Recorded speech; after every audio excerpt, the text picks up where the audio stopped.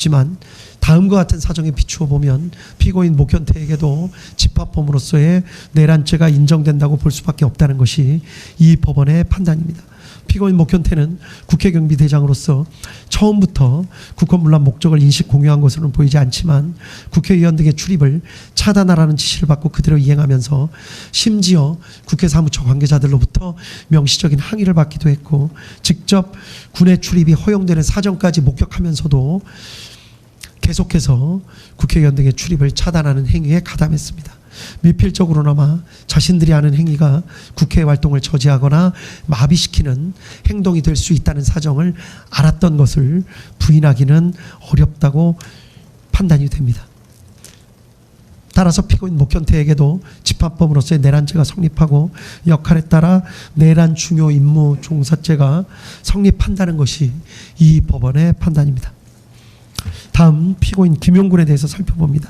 검사는 피고인 김용군이 피고인 노상원의 정보사령부 병력 선관위 과천청사 투입 및 부정선거 수사계획에 공모 가담하였다고 기소를 하였습니다. 결론부터 말씀드리면 피고인 김용군의 경우에는 공소사실과 같이 피고인 노상원의 계획에 공모 가담한 사실 자체를 인정할 증거가 부족하다는 것이 이 법원의 판단입니다. 따라서 피고인 김용군은 집합범으로서의 내란죄 성립 여부를 따질 필요 없이 그 자체로 범죄가 성립한다고 볼 증거가 부족합니다.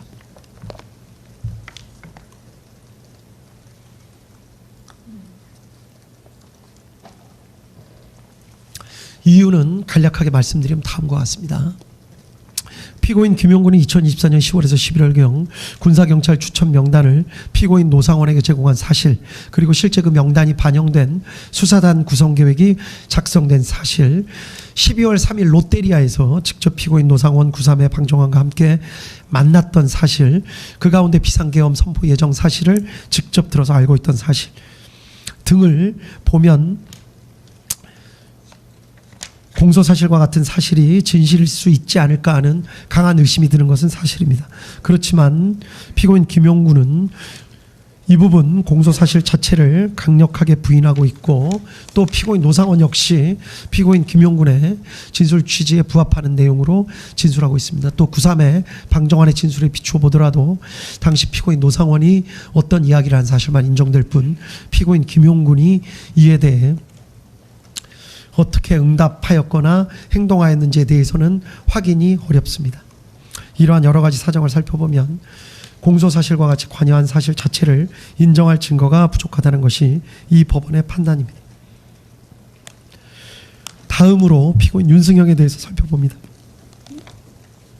검사는 피고인 윤승영이 방첩사에서 주요 정치인 등을 체포하려는 사정을 알면서도 이현일로부터 이를 보고받은 후 피고인 조지호에게 보고하여 승인을 받는 등 정치인 체포 행위에 공모 가담하였다는 공소사실로 피고인 윤승영을 기소하였습니다.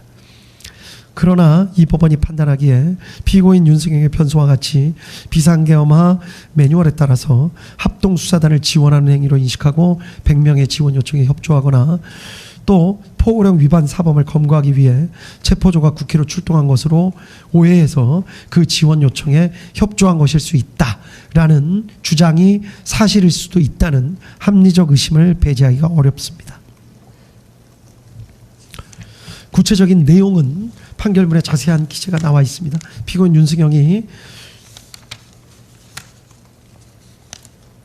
방첩사 체포조 지원 등의 행위가 국회 활동을 저지하거나 마비시켜 국회가 사실상 상당 기간 그 기능을 제대로 할 수 없게 만들려는 목적 하에 이루어지는 행위임을 공유하거나 인식하였다고 볼 증거가 부족한 이상 피고인 윤승영에 대해서는 집합범으로서의 내란죄가 성립하지 않고 따라서 내란 중요 임무 종사죄가 성립한다고 볼 수 없다는 것이 이 법원의 판단입니다.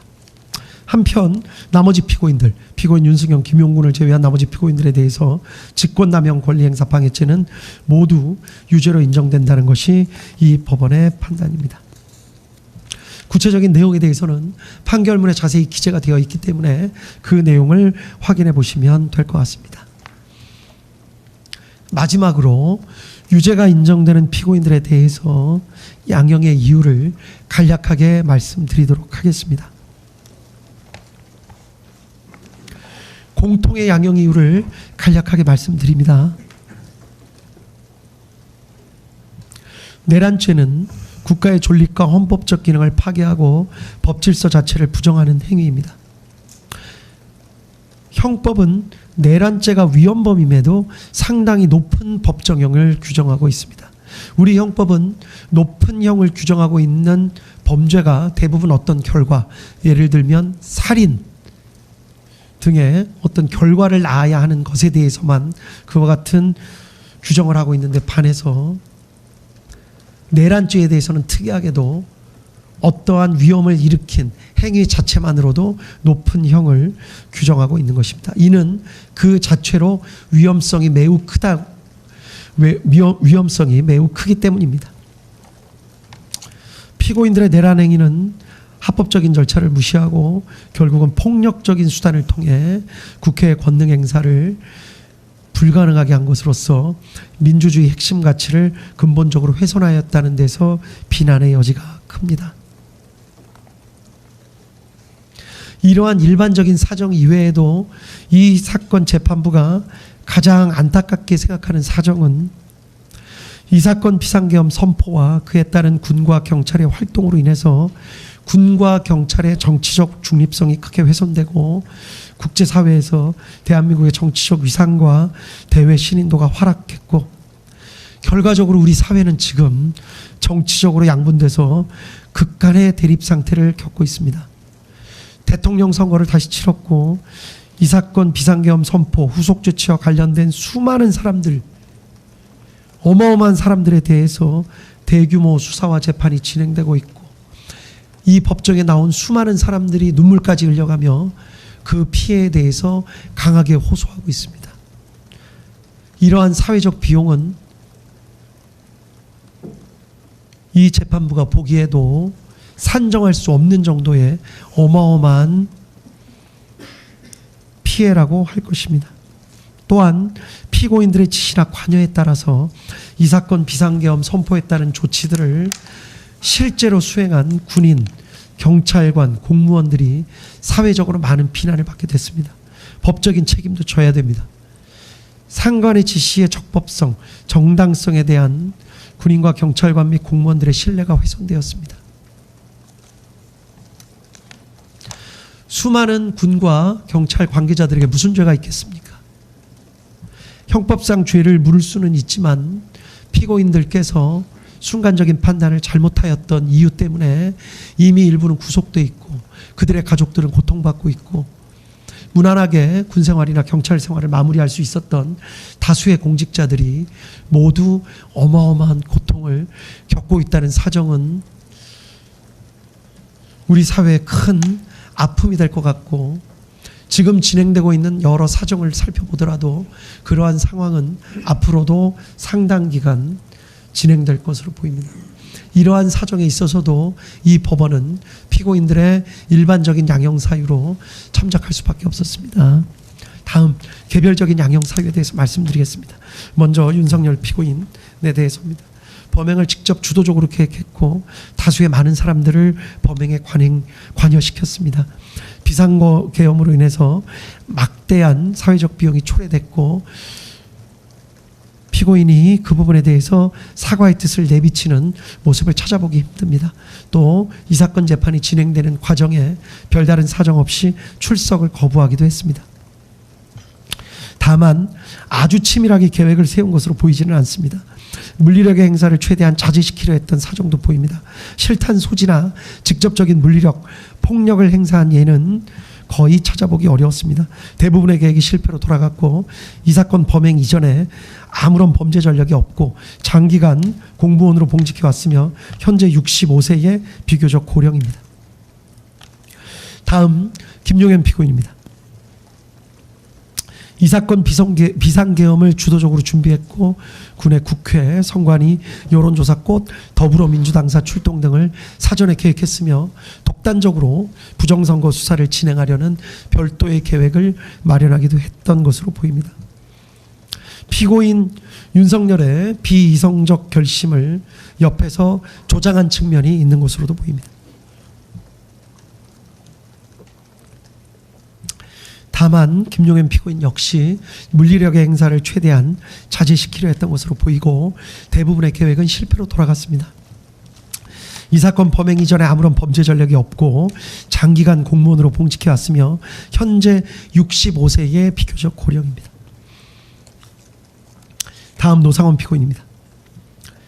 피고인 김용현과 함께 부정선거 수사 등에 관해서 치밀한 계획을 세우기도 했고 민간인임에도 자신의 영향력을 과시하는 방법으로 정보사 인원 등 다수의 사람들을 끌어들여 피해를 입혔습니다. 전반적인 비상계엄 관련 내용을 의논한 것으로 보여 주도적 역할을 한 것으로 보입니다. 다만 현재 별개의 재판이 진행 중인데 병합되어 판단받았을 경우에 형평을 고려할 필요가 있습니다. 무엇보다 군의 투입 등 폭동행위 자체에는 관련된 폭동행위 자체에는 직접적으로 관여하지는 않았습니다.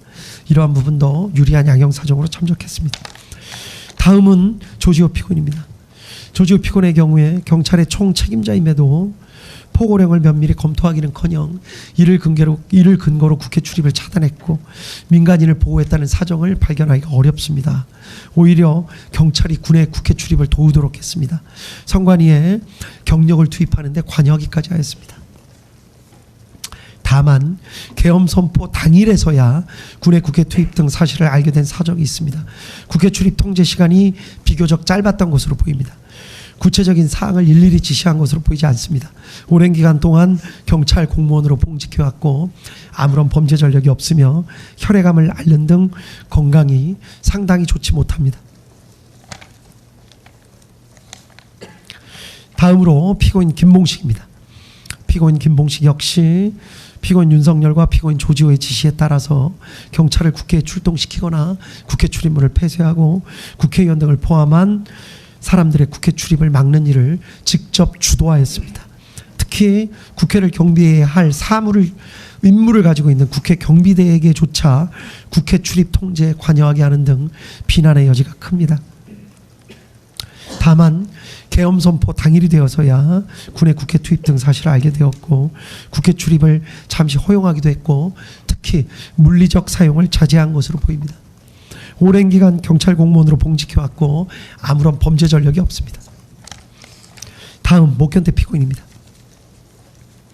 국회를 보호해야 할 국회 경비대장임에도 국회 출입 통제, 특히 국회의장에 대해서까지 출입을 통제하려고 했습니다.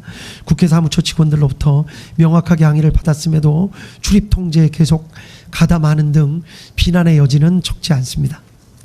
다만 목현태 피고인의 경우에는 총경급 지휘관에 불과합니다.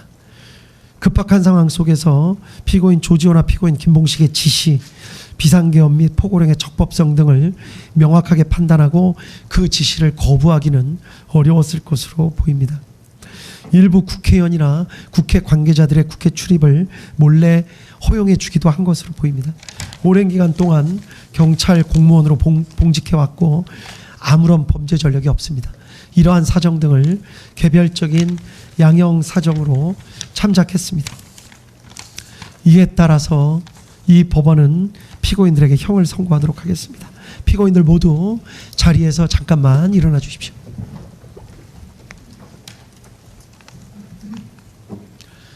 주문을 선고하도록 하겠습니다.